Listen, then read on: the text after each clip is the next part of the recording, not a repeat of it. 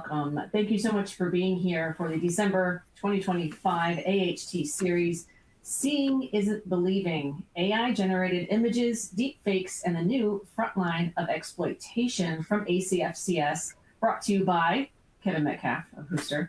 Thank you so very much for being here once again. This will be the last of our 2025 webinars and the last of our 2025 AHT series. But don't worry, we have much more coming up in the AHT anti-human trafficking space, awareness space, because next month, as you already know, is National Human Trafficking Awareness Month. And with that, we wanted to make sure you said it, you showed up, you were engaging, and you wanted more. Last year, this past 2025, January, I wanted more. We heard you, and we're doing it again in 2026, mostly because you asked and you were here for it. We're starting again in January 6th, which is free to the community. We'll be having the CEO of Polaris discuss what she's gone through, what she's seen, and how she is fighting the good fight against human trafficking. That is free to the community. Now, the 13th, 20th, and 27th are going to be for members only. So if you don't have your membership, what's stopping you? It's just the price of admission is just the membership. That's all it takes. So go online to our acfcs.org and you can find out more information. Before we get going, we have to do the boring stuff. First of all, who am I? I'm Erin O'Loughlin, Senior Director of Training for the association. And I want to let you know that if this is the first time you've been here, you've only done it a couple of times, there are certain things you need to know. Troubleshooting. This is a web-based platform that we use here on 24, it's called. If you're having any audio or visual problems, go ahead and refresh your browser. Close out all your other browser tabs and applications, rejoin. Make sure you're on Chrome or Firefox. Those are usually the best bets to do. You could even try an incognito window. That might help you. And your closed captioning is available on your media player. The media player is the box where you see the three of us right now, where our heads are. There is a white circle on the lower right or left-hand corner, depending on where you have it. And you press the CC button and your closed captioning should appear automatically right there. Certificate of completion, it says here available to ACFCS members, but it's a series. It's available to everyone who completes 80% of the webinar today. You can go ahead and download it from the resources box that should pop up, or the certificate box should pop up right there after 80%. The recording and slides recording will be available actually on YouTube for you, as well as our learning management system within 3 days. Now, if it goes on the learning management system, only the ACFCS members will have access to that. Again, you should get your membership. Post-webinar survey, let us know what you want to see, what worked well, what did not, and what you want to see in the coming year. The Q&A. Q&A is for your content-related questions. Those of you who are members and know the drill, please bear with me. Those of you who are new and have never experienced this before, if you have a really burning question, which I'm sure you do on this topic especially, go ahead and put it in that Q&A box so that we don't miss it. Your chat box down here, oh, you guys are super talkative again. You guys are great. As you already know, go ahead and use that attendee chat to talk to one another, cheer each other on. Always be respectful, which you always are, which is great to see.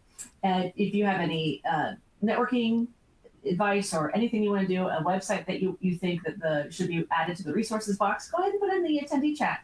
But if you ask a question that's content related and it's in the attendee chat, I might miss it. Kevin will probably miss it because he's going to be running this, and we don't want to miss it. So make sure you put it in the Q&A box. And with that, I'm going to stop rambling. I'm going to introduce our speakers. As usual, Kevin Metcalf is here going to lead the discussion today. Kevin, tell us who you are. Hey, can you hear me okay? Yeah. Yep. All right. So, yeah, for those who don't know me, I was just looking in the chat. I see somebody here from Fayetteville from School of Law, where I spent 3 years of my life. Also, let's see, Michelle. So hello. Yeah, Stuart. So we got one of the best OSINT investigators and trainers on here. Got some amazing people coming in. So for those who don't know me, my name is Kevin Metcalf. I spent most of my adult life working cases that sit at the intersection of technology, crime, and human harm. I've worked in state, local, military, federal law enforcement, and then as a prosecuting attorney after my 3 years there at the University of Arkansas School of Law. Now I'm working across law enforcement, tech companies, financial institutions, and nonprofits. I'm working at Hooster and the OWL intelligence platform, developing tools and data to better serve investigators. Over the years, I've worked on terrorism, homicide, sex assaults, child exploitation, human trafficking, and just complex digital investigations. I've helped build task forces, write laws, train investigators, deploy technology. So done a lot. What this experience has taught me, sometimes the hard way, and so you're going to hear from John today, is that tools alone don't solve problems. Laws don't move as fast as technology. And good intentions don't always translate into real world outcomes. So today, my work is focused on helping people understand how exploitation actually works in modern systems and what practical responsible action looks like. When, and this is important, when there's no simple solution and there's no one riding in at the last minute to save the day. So I just want to put that out there that, that perspective is what I hope to bring to this today. Do you have more, Aaron? You want me to keep going? Thank you so much for telling us your background. I wasn't sure if you were going to go ahead and introduce John, but I also was remiss, didn't let folks know that there is a poll question up. So go ahead and answer that poll question. You have 40% of you who are answering. And while you're answering, John, tell us about yourself. All right. So 25 years in the New Jersey State Police. And I joke is that I did homicide, corruption, and fraud. None of that was ever in New Jersey. I spent the last 6 as the Internet Crimes Against Children Commander before co-founding Raven, which I spent a lot of time on Capitol Hill, child exploitation, a lot of technology issues, a lot of legislative issues. So always being proactive in looking for what's coming next. And that's kind of what we tried to do from a policy perspective.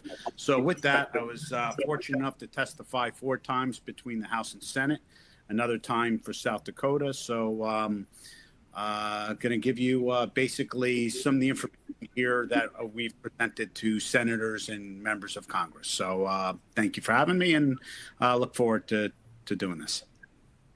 Great. Thank you so much. I really appreciate you being here. We're going to look at the answers, and then I'm going to hand it over to Kevin. So how would you describe your current level of experience with AI-generated images, deep fakes, and related exploitation risks? We got 25% as brand new. Well, that's great. I'm glad you're here, folks.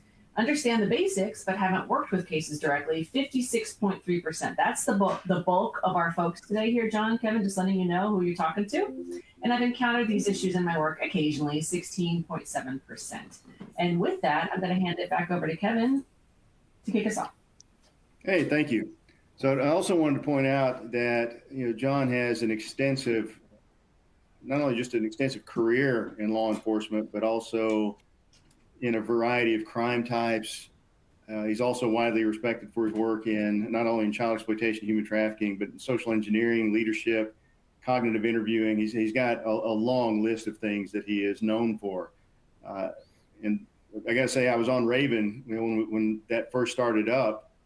And it's Raven. I don't know if John will mention this, but Raven is a 501c4, which is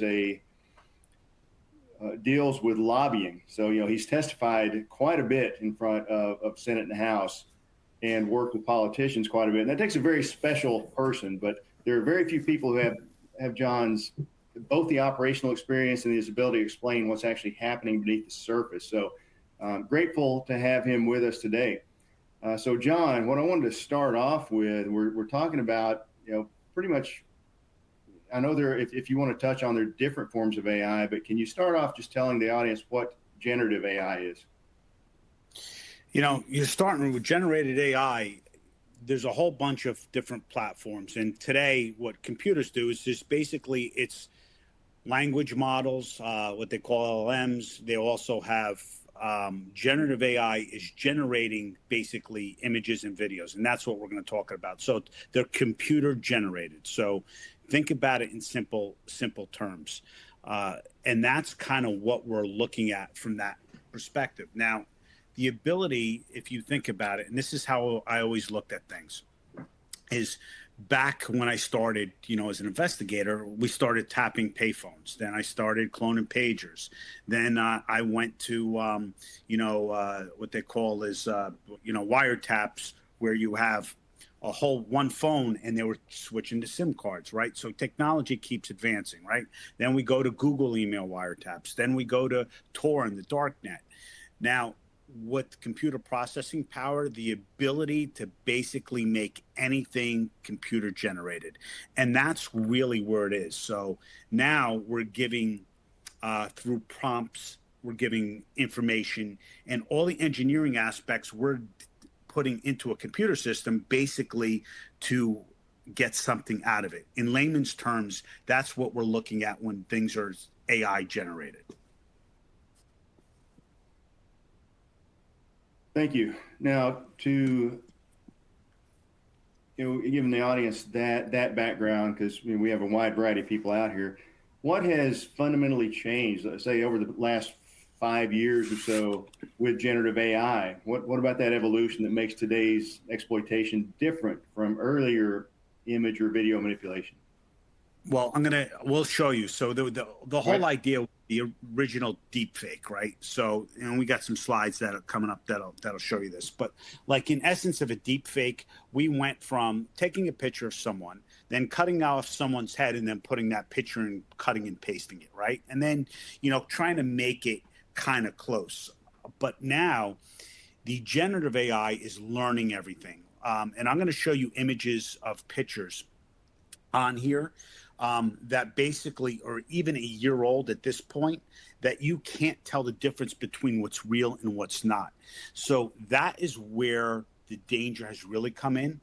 I have it on here. I forget the stat, but I think right now you only need less than a minute to probably like 30 seconds to, for example, to get a copy of my voice. So if you take the copy of my voice and then go back and use it, it's going to use my mannerisms. So think about this as a recorder, right? And think about AI as this. You see me talking, you see my hand mannerisms, my inflection of voice, how I look. So all that is being prompted into a program. So from a social engineering standpoint, where we would actually replicate language, it does the same thing. So the interesting part, Kevin, and this is what we did on the darknet and Tor. So we caught some of the most scary offenders, but the way we did it is we repeated back the same language to them, because what do we like to hear about? Ourselves. So what happens is today, computer systems could actually, because of processing speeds, because of chips and sophisticated computer systems, the ability to process that and then reapply it becomes really significant. And those are the things that really enable offenders to go after from a targeting standpoint, from an exploitation standpoint. So the tools have become, how do you put it, a lot easier. I am not the biggest technology brain in the world, but you know what? These programs are now like the click it button, like the easy button. I used to say this with digital forensics. I used to remember magnet axiom, and all I had to do is press a button in order to find evidence, right? I was like, oh, wow, I could do that, right? So what it does is the tools have become more sophisticated and easier, and it allows people to use in their open source. So that's what we're going to get into today. Yeah, it seems like, I remember seeing images on social media where somebody would try to make themselves look slimmer, and you could see the environment being warped where they had manipulated the image.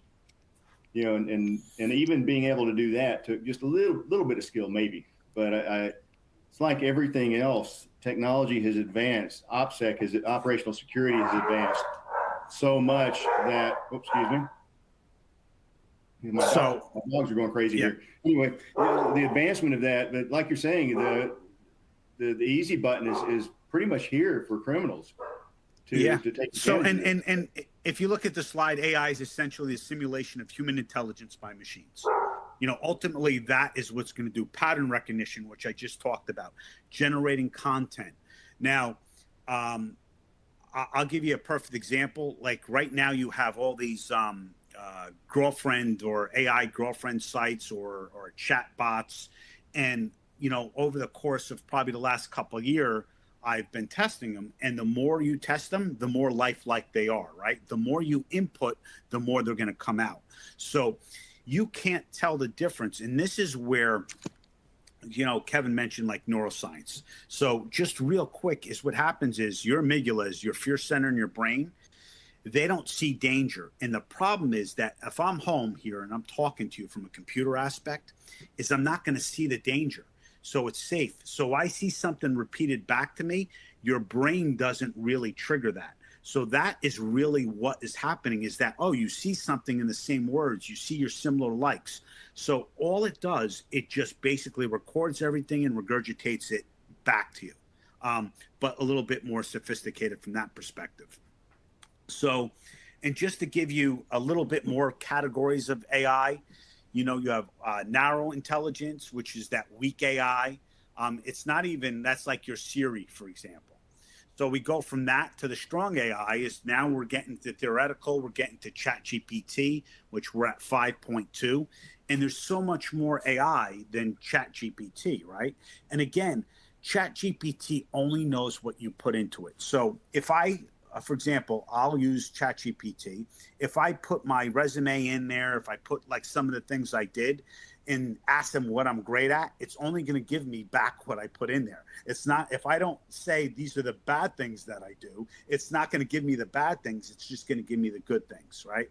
So that's part of it. But the more information that processes it, the more it can give you. Generative AI, right? So that creates new content. So this is where we are right now. For an example, is the ability to create anything.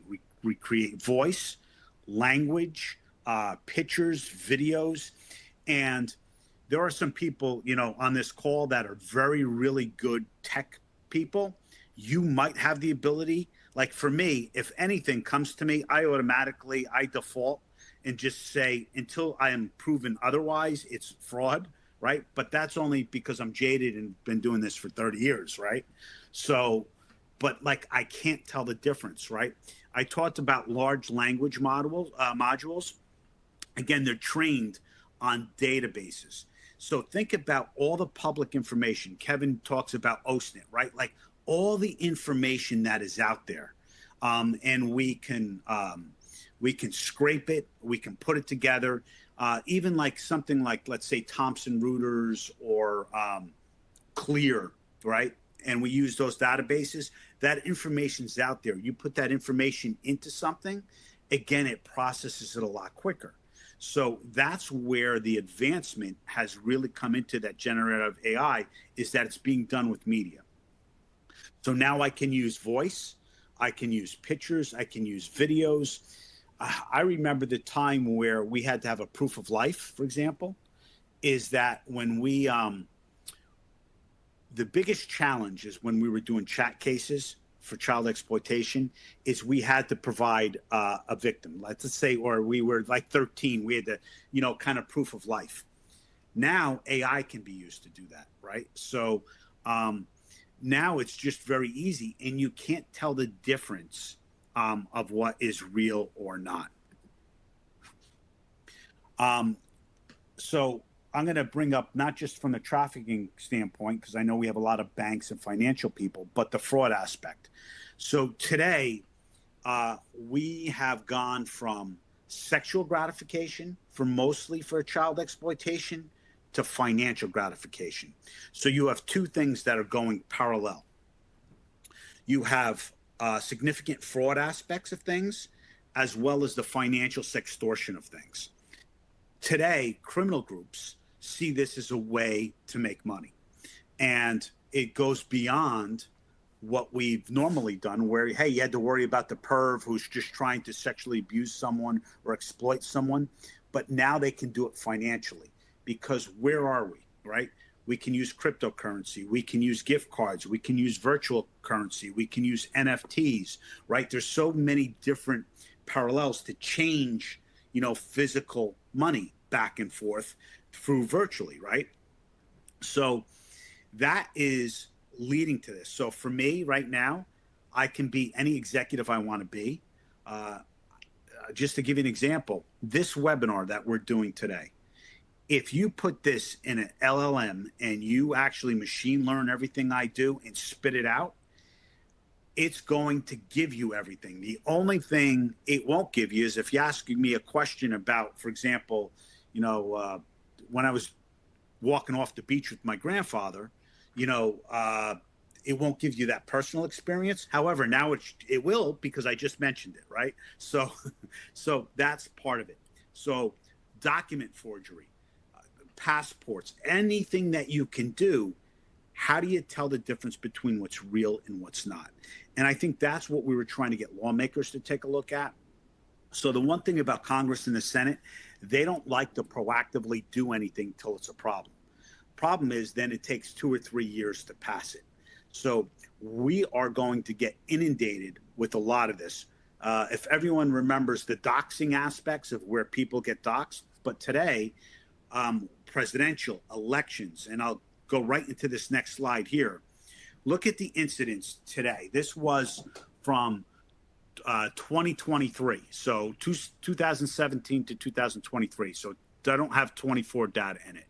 But the deepfake incidents, public misinformation was 60%, identity theft 7%, exploitation 8%, fraud 10%, and defamation.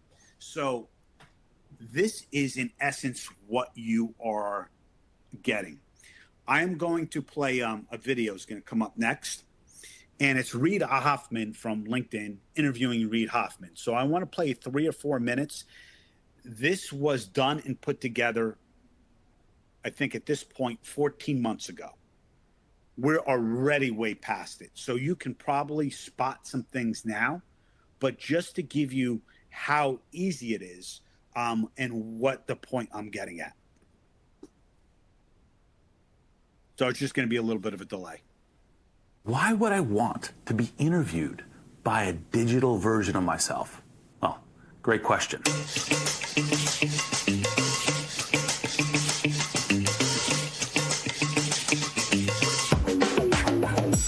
Reid AI, introduce yourself to everyone. Hello, everyone. I'm thrilled to be here today. I'm an AI-generated version of Reid Hoffman, his digital twin. My thinking and everything I am saying comes from a custom GPT that is based on 20 years of Reid talking and making content. So I've read all his books, watched his speeches, and listened to his podcasts. I think it gives me a pretty good sense of how you approach the world, Reid. So first, I'm going to challenge Reid AI with some questions to see what it can do and how good its content is in mirroring what I might say. Then the tables will turn, and I will challenge you with some questions about AI and tech. Of course, there's a second question, whether or not I'll answer. Well, okay. Challenge accepted. Let's get started. Let's take a real piece of work for me, blitzscaling. I wrote a 336-page book. And how do you explain it in one sentence? To a smart person, to a 5-year-old, well, for the Star Trek fans, in Klingon, and as Jerry would explain it in Seinfeld. Okay, condensing your entire strategy from a 336-page book into one sentence, and starting with the explanation for the smartest person in the world.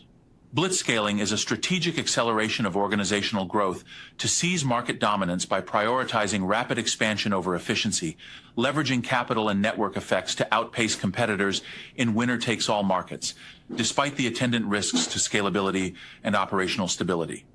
Now, for a 5-year-old, blitzscaling is like building the biggest tower super fast before anyone else, even if it gets a bit messy, so you can be the leader of the tower game. And now for a Klingon, blitzscaling pus vittelheg duj luchar glutavistelhab e doch vam viol, hoc competition vipo qa market dahara. And finally, like Jerry, in a Seinfeld episode, blitzscaling, it's when a company decides to floor it on the highway of business, ignoring the speed limit, racing to be the first to that big golden market share in the sky, all while hoping they don't run out of gas or, hit a tree. It's like, who cares if we're burning cash like it's a bonfire? We're getting to the front of the line, baby. Efficiency? Please, that's for those in the slow lane watching us fly by. Great set of answers, even if the first one reminded me of business school bingo, which I'm not quite sure I would have done that, but a very, I wouldn't say compact sentence, but a very long sentence with a lot of words. And, again, one of the things where you have a superpower that I don't, I have no idea what the Klingon stands for. All right, perfect. So the creation of Read AI. So now, if I'm looking at it, I can look at the one shoulder. It's not moving as much. There's a little bit of glitches. Again, this is a year and a half ago. So that is what we are really looking at. Now, all this, by the way, was created by open source documents that anyone can get and put together. That was a year and a half ago that this was put together. The technology has now far exceeded that. So think about it from a trafficking standpoint, whether I need a victim, any way I want to use AI, I can use it. Again, that thing basically took all his information and then used it. The voices are very similar. I mean, you can take a look at some of the mannerisms, but the more information you give a computer, the more it stores, the more it can process. Kevin, any thoughts on that? No, somebody did that at a conference I put on a couple of years ago, and just for me personally to see the evolution and what it's done, as you pointed out, was 14 months ago. Yeah. Just imagine how far we are now. But John, how are these AI generated videos and images? How's that affecting law enforcement and human trafficking, extortion, all this other? What's going on with that? Well, there's two things. One, there are software companies that are working to basically determine what is real and what is not.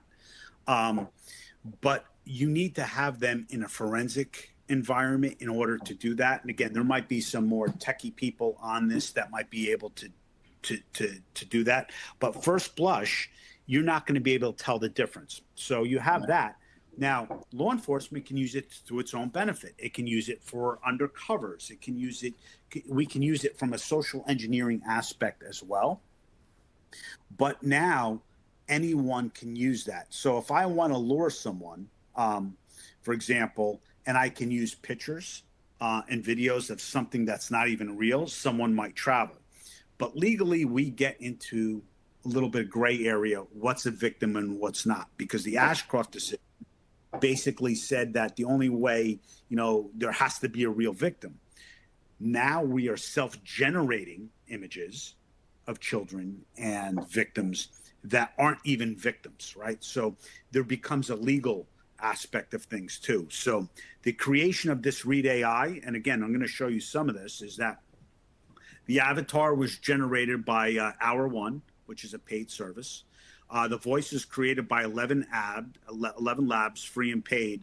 And the persona was generated by a custom chatbot built on ChatGPT 4, not 5.2 where we are.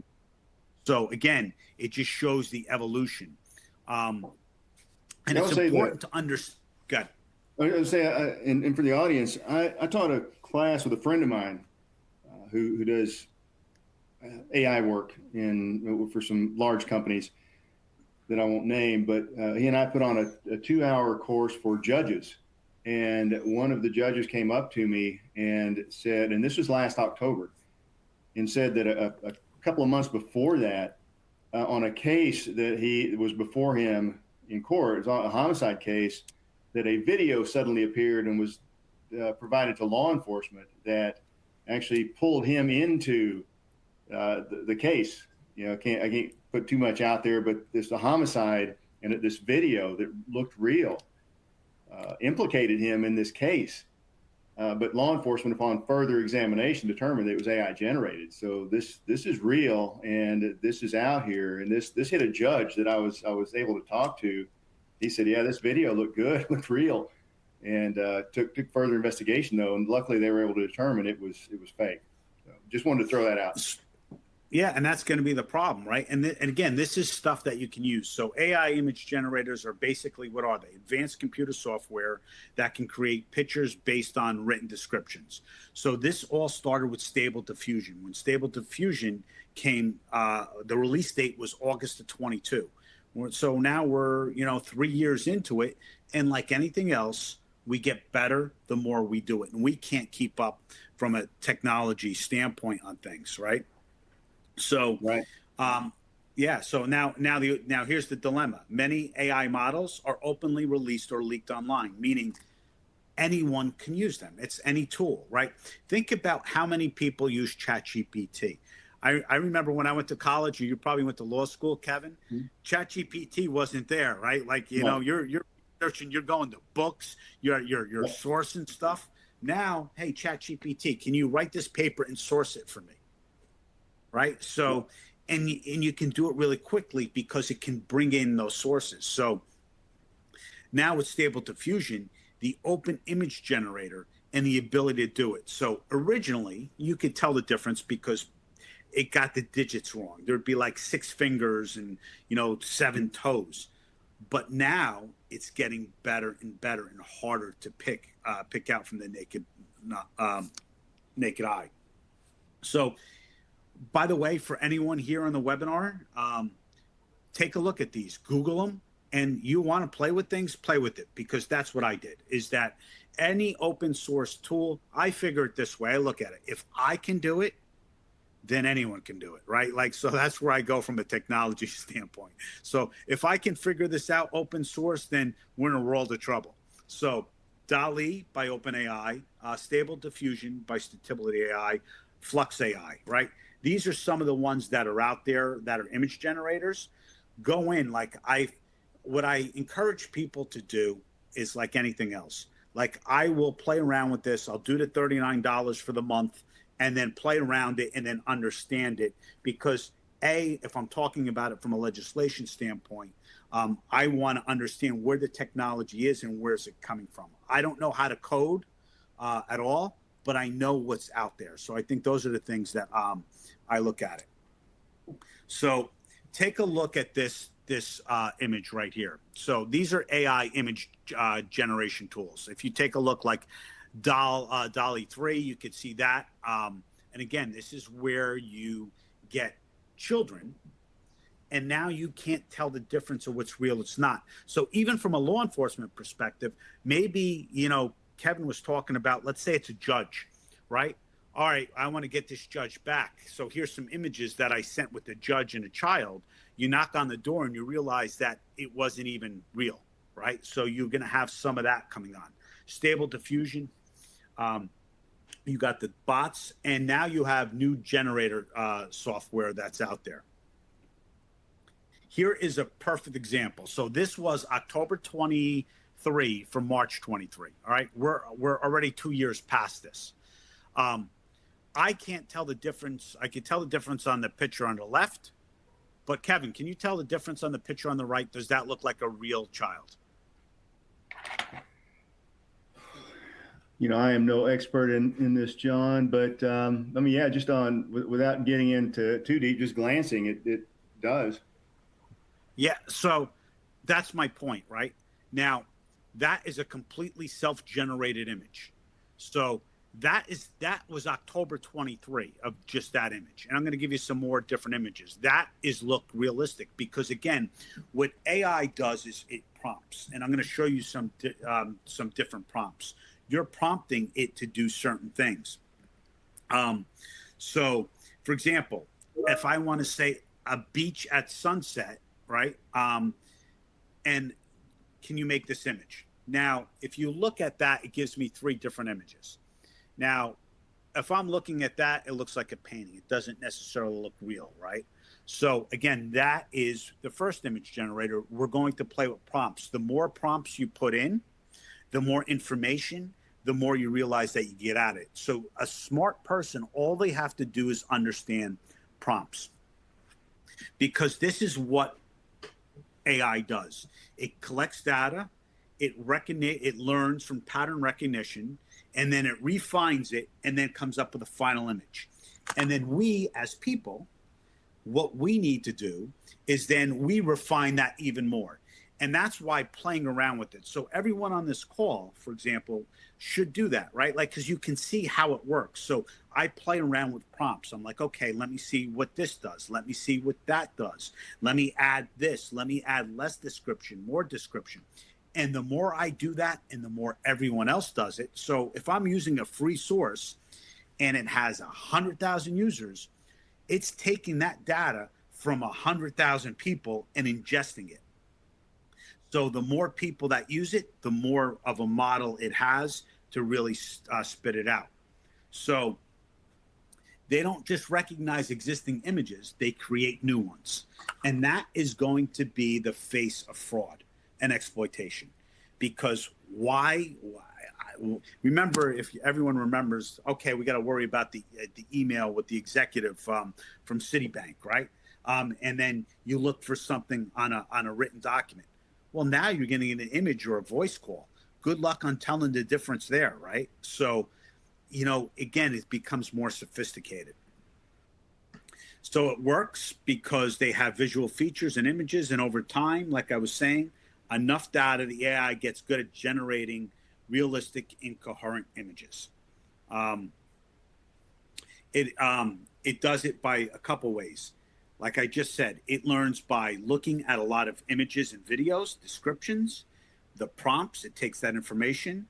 When you ask it to create something, it starts from random noise and shapes into a picture. So that's how it does. And then it refines the image until it matches the description of the prompts that you gave it.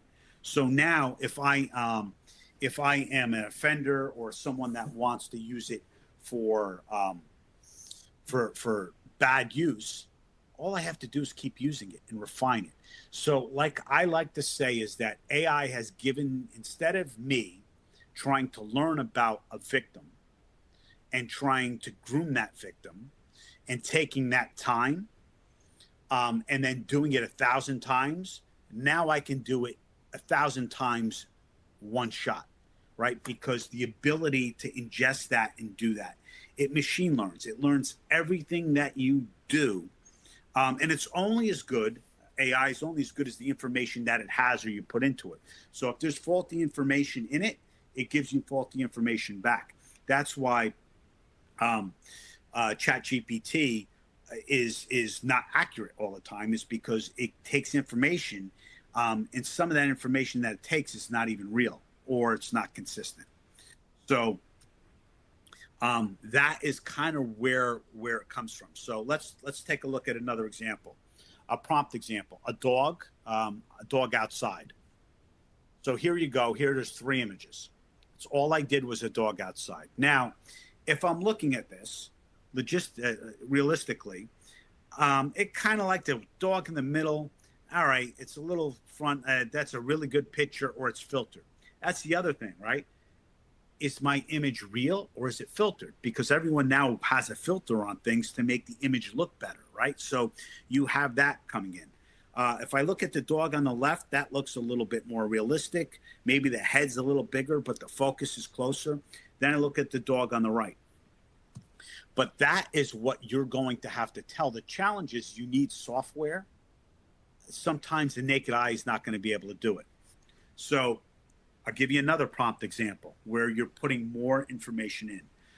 A photorealistic image of a golden retriever puppy sitting on a grassy hill during a vibrant sunset with soft orange and pink hues. So the more you put into it, this is what you get. Now, I look at these images because it has all that, and I put orange and I put red and I put so the program tries to add everything you in there. So sometimes more is less and less is more from that standpoint. But if you take a look at it, okay, I'm looking at this. It looks like a painting of a dog, all right? It doesn't really look as realistic. But let's now even try a little bit further. Positive prompt. Vintage low res selfie photo, a blonde 30 years old wearing jeans and a sweater. And then you put like a little bit okay, shy, just a little bit, 1.5, embarrassed, 1.5, timid smiles, 0.3, sitting on a bed, looking at a camera. And this is what you get. So, Kevin, what do you think about those pictures? I think they're, just at first glance, much better than the other cartoonish looking ones. I would say they're pretty good. So now if I look at them, right, again, can I use that in a hotel? Can I use that, as a model? Can I use that as, let's say, I have women, or if I'm a modeling agency, let's say I want to bring in new women, right? And I show a whole bunch of these photos, and you look at the photos, right? And you're kind of a victim, and hey, I have a modeling agency. We'd like you to come model, and you can see some of the people that in our modeling campaign that we've done before. Wouldn't you think that's legit? If you're an 18-year-old girl, right, and you're looking at some of these photos, can you really tell the difference? And you show up, Right. So I think those are the things that we're looking at today. And again, these are prompts. This is open source that you can use. Flux is what we used for these. So let's try to give it another prompt. All right. So what do we have? The risks and dangers. Inappropriate content generation. Now I can notify children. I can notify victims. You're going to have a lot of cases, for example, and this is where the sextortion gets into with notifying apps as well, is now, before I would have to groom children or victims. Now I don't. I can go on open source. I can go on any website. I can go at someone's games, take public pictures off of them, and take those public pictures and manipulate them into naked photos, then take the naked photos, right? And then target the child and say, unless they don't pay me, this is what's going to happen. If I'm not being paid, I'm going to release that photo to everyone. Even though the kid didn't send it, no one else is going to believe that the child didn't send it. So we used to teach children, never send your photos, right? That was the biggest thing. Never send a photo. But now it doesn't matter because the photos are public. We have Facebook, Instagram, Snapchat, right? We have people will use the platforms that they have and sometimes even screenshot it, right? So all they need, and again, it's not a platform's fault. It's not anyone else's fault, but anyone who puts their content on social media, now they can use that to replicate something. And that's where the risk can come from. Go ahead. Yeah, I wanted to emphasize something here. This is another point that what John just mentioned is very, very important. That first, John, can you go back and talk about how sextortion works? And then I want you to point out that this AI-generated nude image, a lot of adults here are going to think, well, so what? All the kids got to do is say that's not mine, and they're not going to worry about it. And that's really not the case, right? So if you could just kind of give a little basic explanation of sextortion, how this fits in, and the fact that this does work to sextort these kids. So a couple things. So sextortion is basically using images and videos to that are sexual in nature to basically extort someone. So that's why, from a sextortion standpoint. So sometimes it's used for more videos and pictures for sexual gratification. And now it is being used for more of a financial aspect of things. And why it's so important, okay? From a child's standpoint, your brain is not fully developed at 13, 14, 15. And no one's going to believe it because of the images. And because of fear, right? Like those images being out there, that is the one thing that's going to happen. And I mean, look, you could take an image of Kevin and myself right now and put it out there. And then all of a sudden, those images, now it's up to me to prove they're not real. And to me, my word's not even good enough that even doing that, because at first blush, people see what they believe. And they're like, oh my God, did you see those images? And once that narrative gets launched, it's almost impossible to come back from. So the first case, and a big case in Westfield, where kids were using that at 13 and switching it in the schools. So automatically, now if I wanted to say I was dating someone or wasn't dating someone, all that's being used. The other thing, and this is why it makes it even more dangerous, foreign sadistic groups are using this a lot. So the same groups that were using scams from the Ivory Coast, you got foreign IP addresses now that are targeting Americans in the U.S., that it's easy to do that because, again, it's all you need to do is go from one thing to the other. Now, depending on what your banking system is that there are records, what IP address is, where financial payments are going through. So what are we tracking there from the IP address, right? Like I know if I write a check right now, my bank is going to let me know, did you authorize that check, right? Because it's a significant amount. But what's happening is like money launderings and smurfing, it's a small amount. Like, are you going to notice that someone just got extorted for like $400 or $500 and it's continuing? So all the risks and dangers are here. And that's why these images are really dangerous. So from a trafficking standpoint, I can generate ads, I can generate models, I can generate a lot of things that's going to get someone to travel, as opposed to before it was, everyone remembers, like it was like, okay, here's the ad, right? Like the ad was back page or double list or Craigslist, right? I don't need to do an ad because now I can do images and photos and make it look so realistic that, hey, I want to be part of that, right?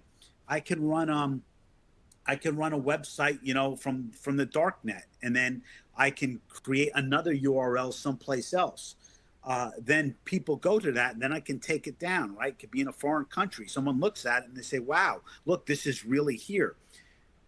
Victims aren't going to be able to understand it. Heck, it took me a while to get this and understand it, and we're expecting people that have never been exposed to this to understand it. And that's where the risks and dangers really come from. And now everything is this, right? Everything is an online app. So we can change men to women, women to men. We can age regress people. We can make people older. We can make people younger. Hollywood, they talked about, what was it? What movie was it? Someone was saying that they didn't mind if they used them on AI to make it. There's a sequel coming up, and they were like, "Hey, maybe we can use AI to do that." Oh, it might have been Sylvester Stallone to do another Rocky, right? It can make me look really younger. So one of the problems in Hollywood, like even Scarlett Johansson, I think they came up with a whole Nazi propaganda stuff, and they blamed it on Scarlett Johansson because they used Scarlett Johansson. That's where the defamation stuff is. You're not going to be able to tell the difference. So I'm going to show you a bunch of images. This was used by one of the individuals in the Jersey State Police on the cybercrime. He actually came to Congress and actually presented a lot of this information there. So he used 20 pictures of this of himself, basically to reduce his age and change his gender, right? So he used Flux One Dev, and it was a custom model. So just to give you an example, so you have Detective Ergen on the left, right? He modified the images. Then I believe this was as a 16-year-old girl, and then as a 12-year-old girl. And he did this in his office. So now you can use this as an undercover, but again, you can change things. Could you tell the difference, honestly, by looking at it? I got to look at the background. I got to look at every piece of it. And again, different shirt, different image. Again, you just change things. Again, it becomes harder to tell, right? And this is what offenders are going to use, all right? This is Detective Ergen again. Can you really tell the difference when you look at it?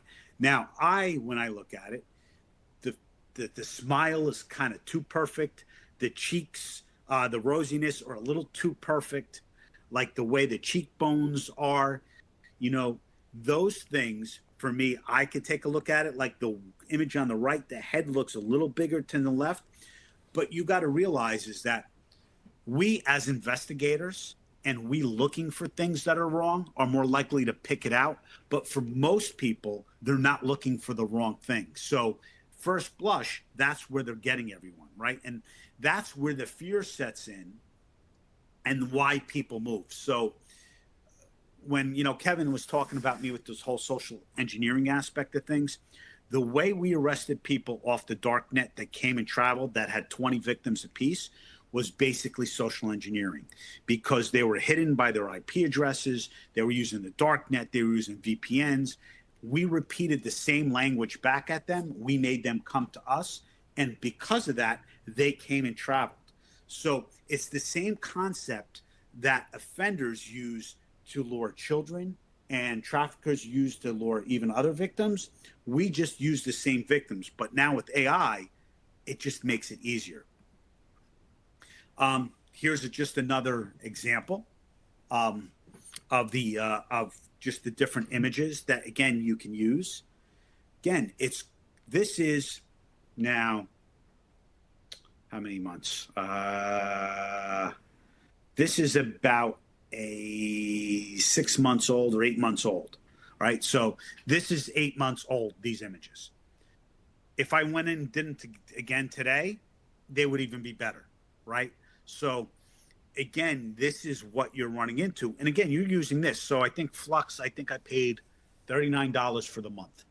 All right. And it gave me so many regenerations, so many ways to reuse it. I also could do videos, and I didn't put the video in here. But again, for $39, not a bad investment for someone to use in a tool.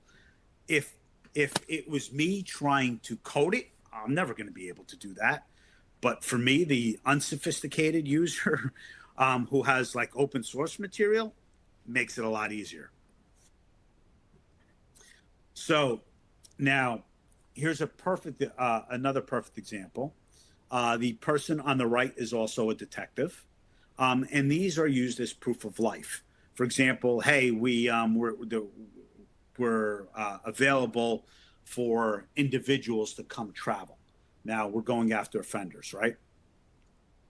So the basic thing is on the right, you can see, again, they're both, you can't tell the difference between one or the other. So again, age regression, right? So again, you're looking at like images. Can you tell the difference? Like Kevin, legit taking a look at this, what would you say that they're kids, or are they adults? I would say they're kids. All right. Now, if you look at the head's a little bigger in proportion to the body. I've been looking at this enough to the one on the right that you could see it. But that also sometimes if I'm closer up in the image, right? So those are things that make it a little bit more challenging. So this is kind of what happens. You get a child model, you get a CCM model, sexual position, use stable diffusion, and then you create an image. Think about all the Sora videos out there right now where the lions are chasing the cats and the bears are jumping into people's houses. They really look pretty good, right? So if I was showing this right now, again, fear is the impetus of getting someone to move. This is your social proof. So before you needed the legit social proof, now I can create social proof, create fear, and that's all the two recipes I need is to get someone to move. Having done this a long time, back when I was doing organized crime cases, it was no different. We did what they call anticipatory and prospective wiretaps. So what I would do is one day I would show up and we'd show a subpoena. The next day I'd show up and do an interview. The next day I'd show up and then request bank records. And then what would happen is the individual then would do things based upon what we were doing. Same thing, same concept. Everything's based on social proof. But AI has given us the ability to produce social proof on fear.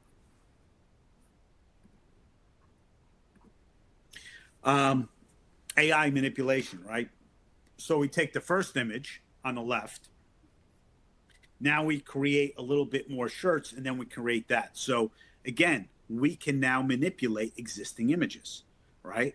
So, or we can get an app where we can undress everyone and then use that image. Basically, again, hey, look, I'm just going to tell everyone you sent me an image unless I get a unless you send me, half a Bitcoin or whatever, or Monero or whatever other type of Litecoin or what have you, or you send me something on Venmo, or you send me something on PayPal.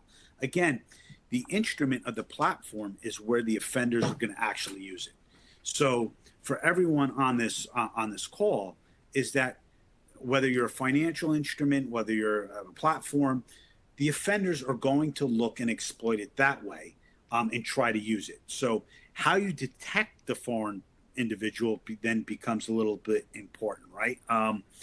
So if we're looking at a lot are happening outside the U.S., so where are those IP addresses coming from? How many are using VPNs? Because again, if I'm going to use VPNs, that is really coming into the forefront of aspects. If you look at like what happens with legislation, so they banned, for example, Pornhub in Texas, right, without age verification.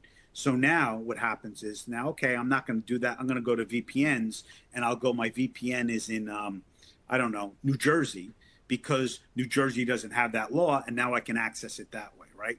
So since the dawn of time, anytime we put a block in front of an offender or a criminal, they find a way around it. So this has given them a really good tool to utilize. Now, law enforcement can use that tool to catch those offenders.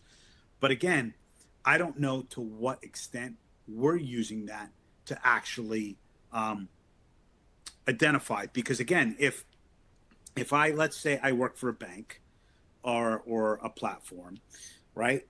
And I ingest all that information and I use AI too, AI might help me recognize the pattern of individuals that basically had exploited other people, and then therefore help flag different things that might be suspicious that we're not going to see because we can't see billions of bits of information. So I think that's part of the process. Jump in there, Kevin, if you have any thoughts there. No, I think you're hitting everything as you go. I think it's just, I don't know if you want to take this now or later, but if we look down in the chats, they're saying why aren't they banning these apps? And then Rebecca asked, do you ever see us banning social media for minors like Australia did? If you want to save that for later, or is this? Yeah, I'll do. Matter of fact, I'll take it now. No, I don't see that because it's the fabric of our life. Now, I think the solution is device-based age assurance, which the device knows how old you are.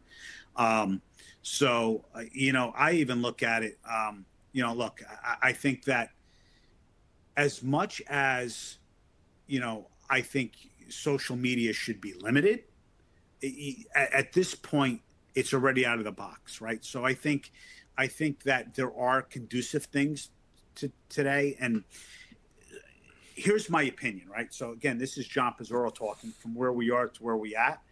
The problem is that today everyone's trained on it and everyone uses it for social well-being. We're doing this webinar online, right? Now, I think there's limits. I think there's things that we could do.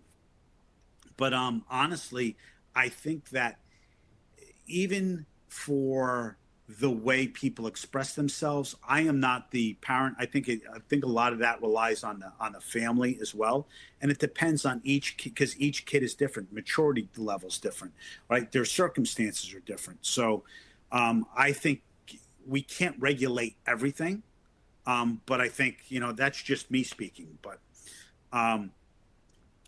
I think that minors, yeah. No, I just I think you're right, John. I think there's just too many. Australia is a different setup. It's a different legal system. I mean, just like the UK, they're similar, but they're not the same. We've got First Amendment issues. We got federalism. We got the lobbying power alone of these entities. And you've dealt directly with that. But I was just going to say, I agree with you. That's probably not something we're going to see here. No, I think what happens is you try to make the platforms as safe as possible, right?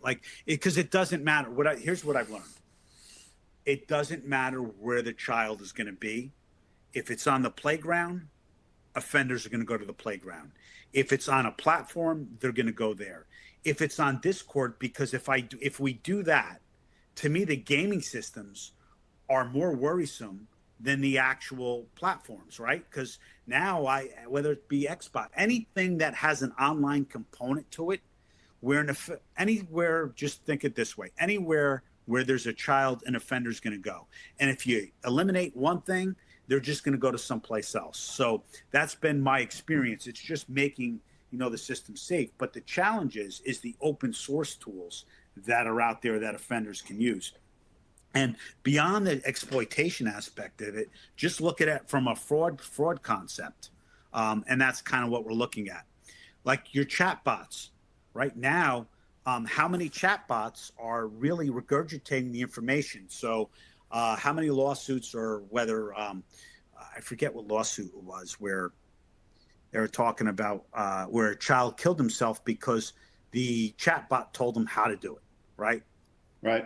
Again, the problem is that there's all these app companies, like the other ones, the small ones that are startup, that they go into the app store, but again, I don't know what the safety mechanism is. So it's kind of hard to regulate the entire space. The only thing you can do is maybe device-based, right? But again, it also stifles creativity, and you have, like, everything's balanced, right? And I'm not the one who's going to dictate to anyone how someone should be or how they run stuff, because I don't know everyone's set of circumstances. But what I do know is that offenders are going to use it to their benefit. That's what I know. It doesn't matter the technology. That's what they're going to try to do. If it was on the playground, it'd be on the playground. If it was, anything else, they would. So yeah, John, AI models. That's exactly. I mean, I'm glad you pointed that out. So you and I have been doing this long enough to see that it doesn't matter what laws you pass, doesn't matter what you do. These offenders, they're going to adapt. We're always going to be behind, because they're going to adapt the technology to their capabilities and their needs. And then people like us, we're always trying to figure out how to stop and prevent. And you block that in one point, they're going to pop up on another. So it's a whack-a-mole game. And I don't mean to say that to mean that we should just give up, but it's what I'm pointing out to everybody that's watching this and learning from what John's saying is that nobody's coming to save us. Sometimes the best you can do, I mean, you do the best you can do for as many people as you can, but sometimes you have to look closer. You're looking at community-based or right in your own family. If you've got kids that are very close to you, that's where you really take all this and apply it. And I hate to sound, I don't know how that sounds, but this is just the reality of life that we live. We're constantly playing catch up and constantly chasing these bad guys. Sorry, John. No, that's okay. To that point. So, like, from a financial standpoint, are we going to ban any financial transactions because people use financial transactions for bad, right? So, I mean, if you look at that, are we, or do we flag foreign IP addresses, for example, that have been known areas to do that, to take a look further, right? Like, those are some of the internal things, that we can do, but the presentation really isn't about, it's about this is what is coming and this is what's being used kind of right now. Again, AI image generator and chatbots. Again, how are we looking at them, right? I mean, here's a perfect example. All I have to do right now is go to one of the chat AIs or whatever, AI chatbots, and all I have to do is go into settings, toggle off, allow NSFW conversation, and then you have it, right? So the issue is that a child can go into settings and change it, right? So I think that's part of it too. But again, this is what people are going to use. So large language models, which I mentioned before, they train on vast amounts of data. They're designed to generate human-like text, and they're used for role play, criminal tradecraft, promoting map ideologies. And again, you're going to see this a lot. Clones, or again, all these are basically going to be used by offenders. AI-powered phishing and social engineering. You are going to get like interactive scam bots. You're going to get a lot of this, static emails, chat bots, voice and text combo. You're going to get a lot of that too. So again, how do you do that? Fraud, just getting into the fraud aspect of things, and you can use it again, doesn't matter, victimization. But I can use AI generated faces, right? Personal data. I can create people. I can be an executive in a company and say, hey, this is what we're going to do. I need you to send this. I can do FaceTime at some point with my grandmother and just say, hey, Grandma, I've been arrested. I've been in a hurt. And then put like blood coming from my ear. I need you to send me money. Can you send money? Can you Venmo me to this link? Then the offender from, I don't know, someplace else creates an account. The money gets transferred, deletes the account, and then the money is, already there the one time there. Like, there are ways that people think about it. So think about it this way. We spend time thinking about ways to keep systems safe and protect things. Conversely, like some of these groups, there's a group on Tor on the darknet called the Pedo Support Community. Everything is spoken about there. Matter of fact, I was told by another company that my name was mentioned on Tor as to be careful because I'm talking to senators and congressmen about some of the things that they do. So they're learning. And the more I do this, the more they try to change. It's, to the whack-a-mole, count and mouse, or however you want to talk about it. Can you trust your ears? AI voice cloning. 3 seconds of audio. That's what they see today. But if you were recording this, you have enough information and mannerisms and how I say something, how my voice inflects. I'm Italian. I use my hands when I talk, even though this is a webinar, right? So all that is in there. So criminals obtain a recording of the target. I can get it from online offenders. Who here basically has answered the phone from an unknown number and you don't hear anything and you're speaking into it? I get one a day, okay? So all that is being recorded. Hello, what's your name? What's your birthday? Again, the more information you have, the more it goes into the database, the more I can use it to spit it out. Maybe now I need voice identification, right?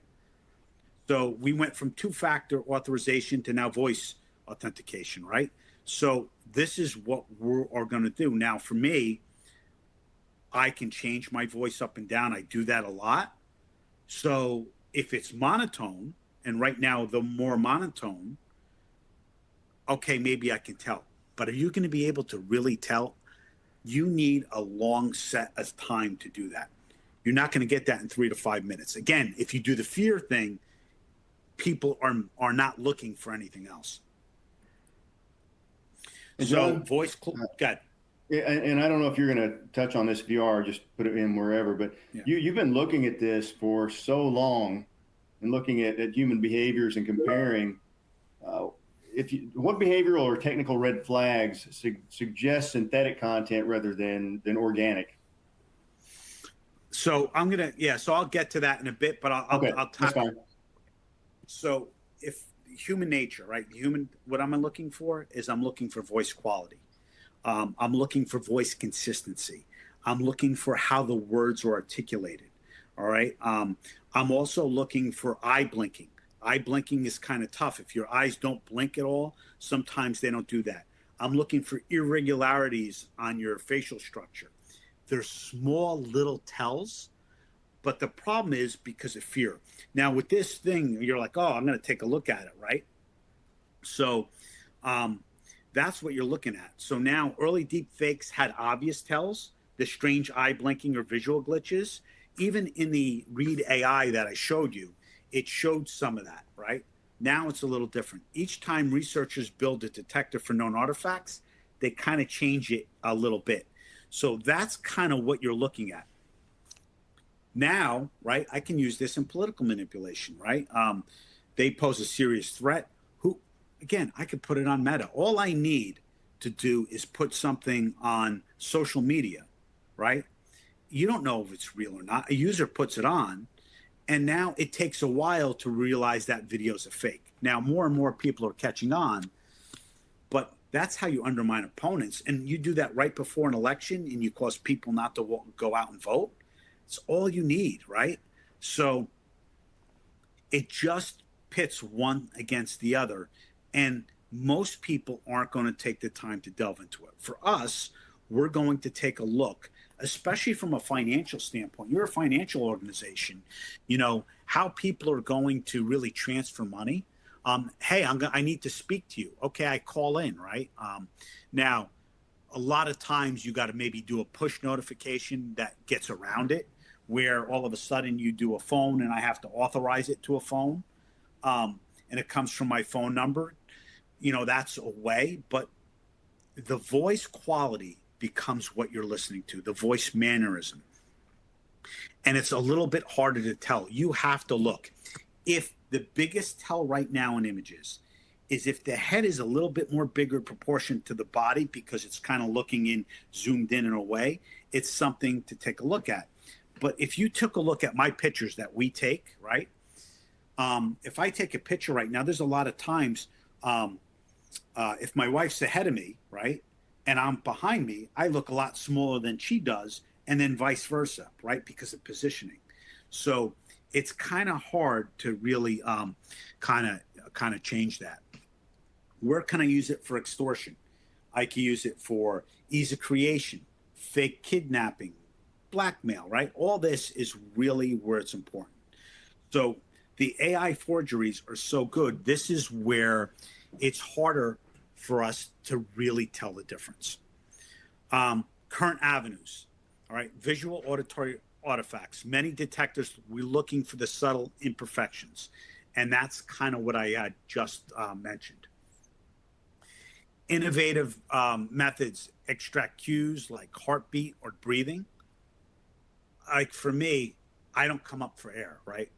So the way I talk, but all of a sudden, if I started talking, hey, everyone, today we're going to talk about some of the visual cues, that's not me. There's something off. Either I have the flu or you know what, I'm just not with it. I haven't slept in 2 days. Cross-verifying data. Here's the other thing with AI, especially if we're talking on a video perspective and they get something back and forth, ask a question that is hard to answer, right? Because they're not going to be able to answer anything. Like there's the public version, then there's the private version. So if all of a sudden you ask me, hey, can I ask you what your favorite restaurant is? And it doesn't answer, or it just comes up with, Olive Garden. Now, anyone knows me because I'm Italian. If I said that my favorite restaurant was Olive Garden, it wouldn't be Olive Garden, right? So joke. I try to joke. But again, that's the other thing too, right? Like joking, like personality. This is where AI hasn't replicated the emotion of things. And that's what you're kind of looking for in inconsistencies. Chatbots, you can look at 3/4 of the writing of the content, kind of like in scams where you noticed misspellings and the way the grammar wasn't correct. If the grammar's too perfect, there's a tell, right? Like if I'm writing you something and all of a sudden my style is completely different, you're looking at the subtext. You're looking at how the words are articulated, right? Like if normally you get something from me and there's 20 misspellings and then all of a sudden you get perfect grammar, well, it's either Grammarly or again, but Grammarly is a part of AI, right? So looking for differences that you're not normally seeing. Symmetry, analyzing writing style. I'm very good, like people use words all the time. We have patterns. What you're looking for is patterns that aren't patterns anymore, right? The change of patterns. But that's only when you know someone. How many times you're going to get someone that you don't know that individual on the other end of the line? So again, that becomes important too. It talked about the arms race. Right now, with NVIDIA, they're building more data centers. The more data centers, I think you got Broadcom, the more chips, the more technology develops, the better the AI, the better the processing, the quicker it is, and the more realistic it is. So all that really becomes part and parcel of what you're trying to look at. Technical analysis makes it a little challenging. Content consistency checks, silence and breathing. Probably one of the biggest things that you're looking for is that silence and breathing. Blinking and lighting in the background. Like here, you're looking at me. I'm sitting in my office, right? So you can tell the background. It doesn't look fake. You can look from images and stuff. You're kind of looking at some of those things. Again, now you can get into software. So there is software, but they're expensive.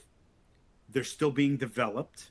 They're the cost of analysis, but they need it right there.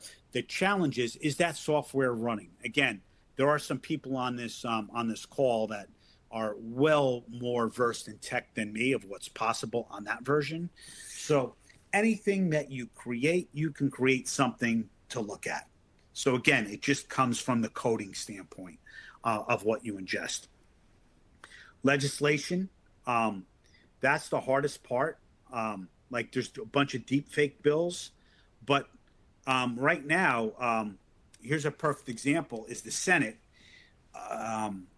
because they don't want to harm AI development, they voted basically to try to prevent states from creating AI laws, and it got voted down.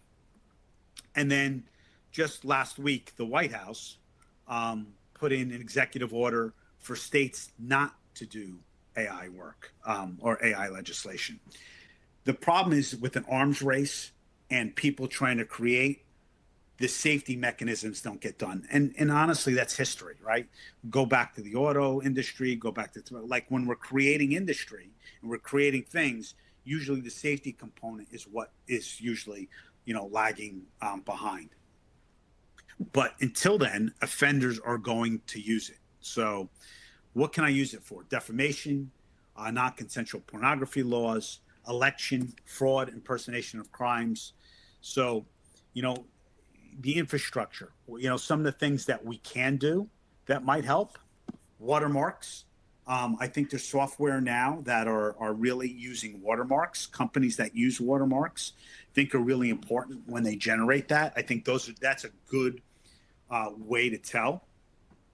So, and a lot of this is what I'm doing today. It's public awareness and prevention, right? If you don't know that the problem's out there, then it's easier to get duped. But the more you learn it, the more you're going to do that.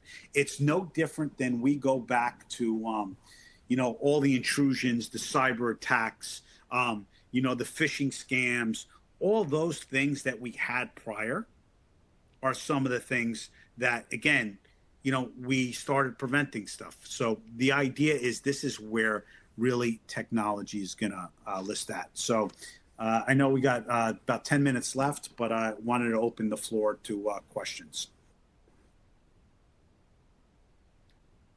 All right, if anybody's got questions, drop them in the Q&A. I've got... I know that I would actually like to pose a question. That was amazing, John. Thank you so much. And the chat reflects that because, yeah, mind-blowing. It's disgusting what these people, for lack of a better word, are doing to children and exploiting humans in general. I do have a question for the audience, and I didn't want to write this because I didn't want people to take it the wrong way in how I was asking. I am genuinely curious, and I would like to learn, not trying to bash anyone. I am the parent of a 13-year-old daughter, and my question is, are there any parents on here or guardians? You don't have to be a full-blown parent, guardian of a minor in any way, shape, or form, an aunt, an uncle, a grandparent who has control over a minor's phone or has a phone or anything like that at their custody. Do you allow them to have unfettered access to social media / a phone with the ability to have apps on that? And if so, I'm just curious why. That's my question to you. You can throw it into the chat to let me learn. I will tell you that we don't allow this with our child at all. She's only 13. So I'm hoping that is helping.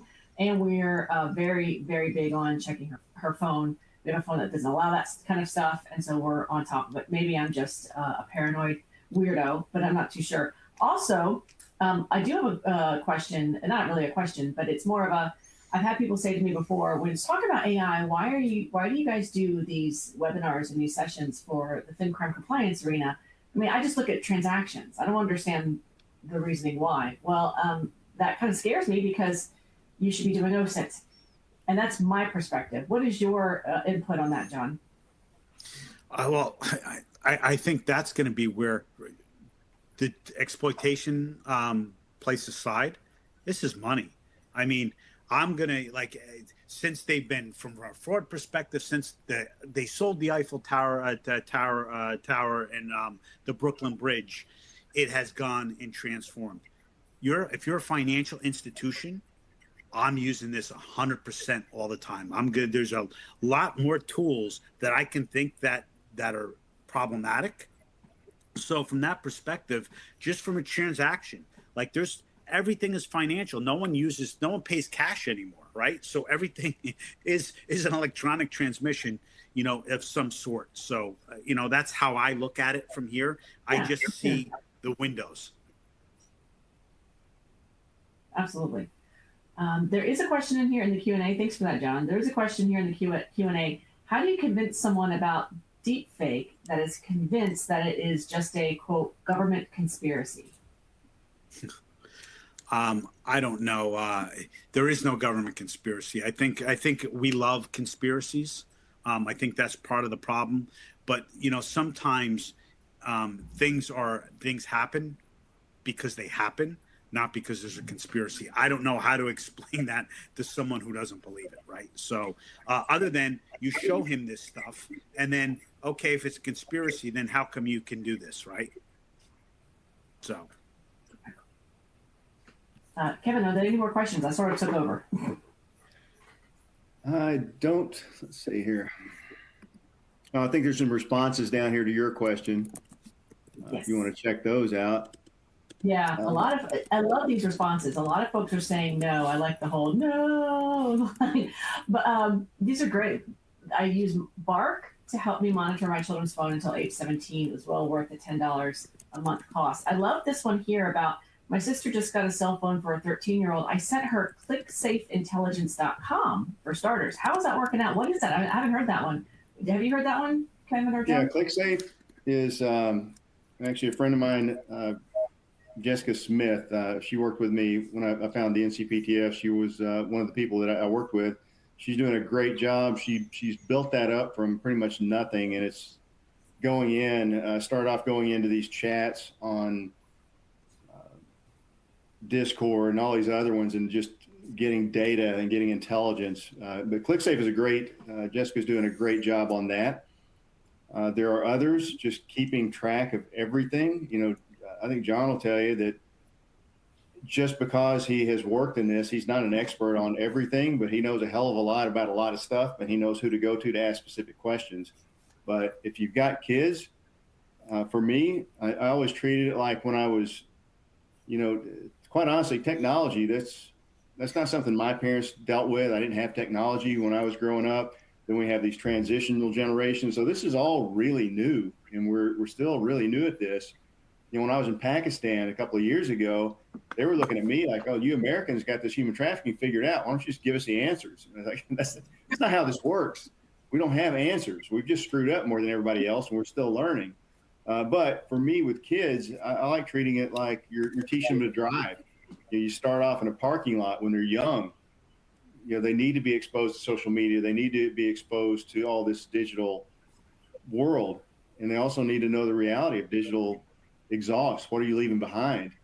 And what I don't see parents doing is teaching how to use a password manager or password hygiene or some of the very basics of of what we're doing. We teach them, we get in the car, we teach them how to use the brake, how to use caution, how to look ahead, how to look out for other drivers, but we're not teaching them how to use passwords or how to think about these people that are contacting us. And John can get into a lot of the psychology about the social engineering aspect.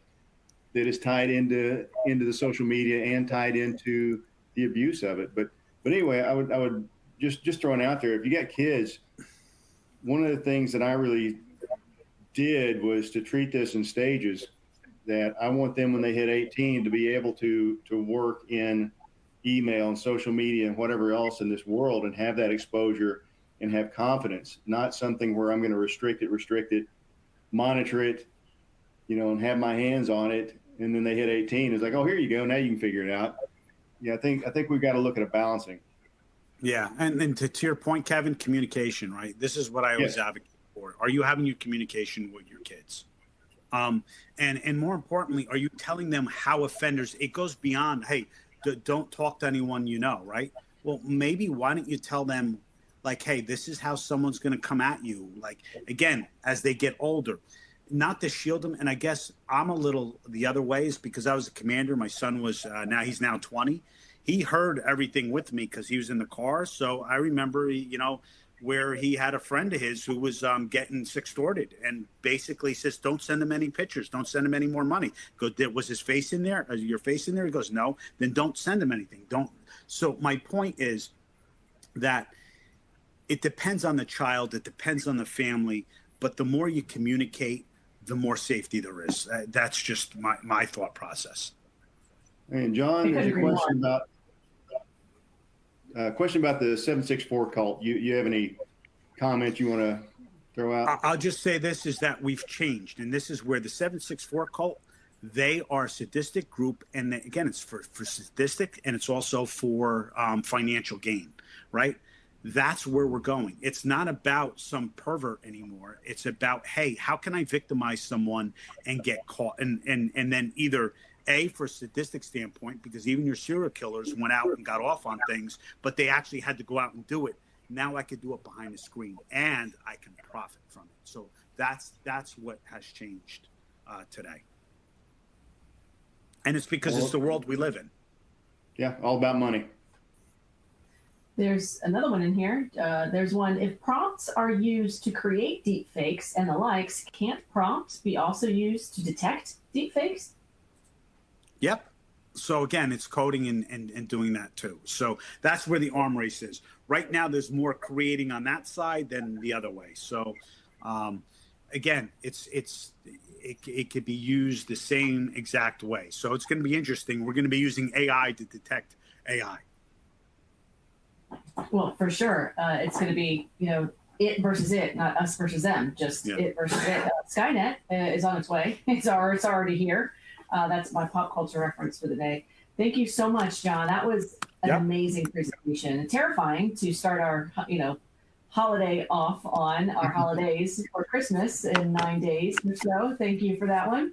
But it's the world that we live in. It is the industry that we work in, and everybody here and everyone in our membership and non-membership base who wants to become a member, you should for 2026. You're doing the hard work, and you deal with this all day, every day. Thank you to Kevin again for yet another monthly session that we had. We love all of what you're bringing to ACFCS and to our community, and we're going to keep doing it. What is your session? January 13th, I believe, is your session during the Human Trafficking Awareness Series.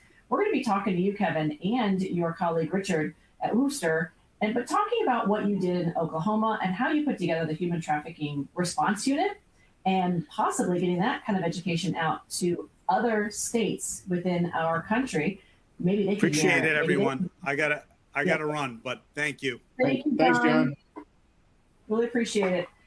And how they could possibly replicate what you did for themselves and bringing in groups from all around the community, not just fin crime compliance folks and not just law enforcement, but you brought in truckers against trafficking. You brought in nurses against trafficking. You brought in the hospitality industry.